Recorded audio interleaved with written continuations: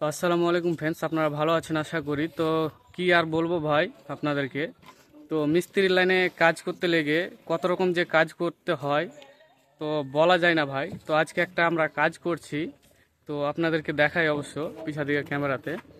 এই জায়গাটাতে কাজ করছি, তো এখানে গুলখির মধ্যে জানলা স্ল্যাব তৈরি করা হয়েছে। তো ভাই দেখছেন কত কষ্টের মধ্যে কাজ করছি আমরা।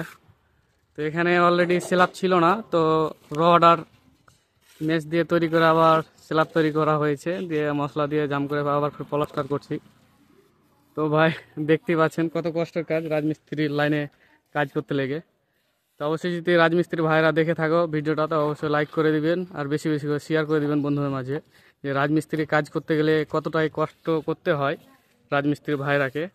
তো অবশ্যই রাজমিস্ত্রি ভাইরা ভালো থাকো, সুস্থ থাকো, আবার আসবো নতুন একটা ভিডিও নিয়ে। তো আসসালামু আলাইকুম।